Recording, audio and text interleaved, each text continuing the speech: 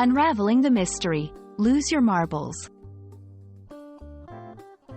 Hello, everyone. Welcome back to our channel, where we dive into the fascinating world of English language learning.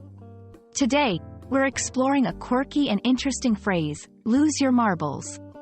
This expression might sound a bit odd at first, but by the end of this video, you'll understand not just what it means, but also how and when to use it. So, let's unravel the mystery together. At its core, to lose your marbles is an idiomatic expression that means to lose one's mind or sanity, to become confused or act irrationally. It's a playful way to describe someone who isn't thinking clearly or is behaving in a way that doesn't make sense to others.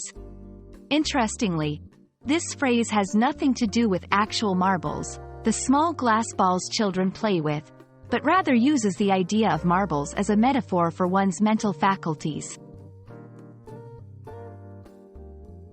The exact origin of lose your marbles is a bit unclear, but it's believed to have surfaced in the late 19th or early 20th century. Some suggest it comes from the idea of losing something valuable or essential, as marbles were a popular game among children. Over time, it evolved into a metaphor for losing one's mental sharpness or sanity, much like losing an important game piece.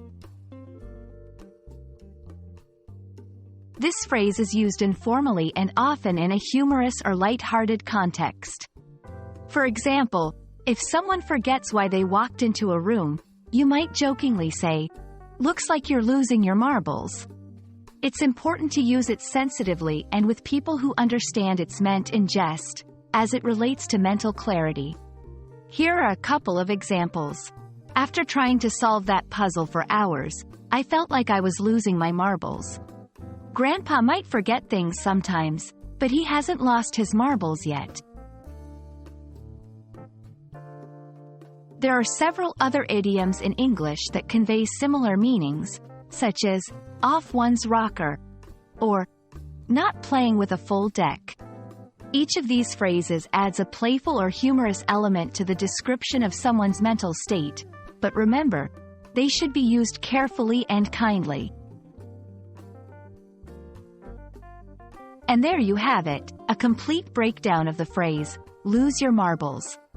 We hope this exploration adds a fun and interesting idiom to your English language repertoire. Remember, language learning is not just about grammar and vocabulary, it's also about understanding the culture and history behind the expressions we use. Thank you for joining us, and we look forward to bringing you more enlightening content.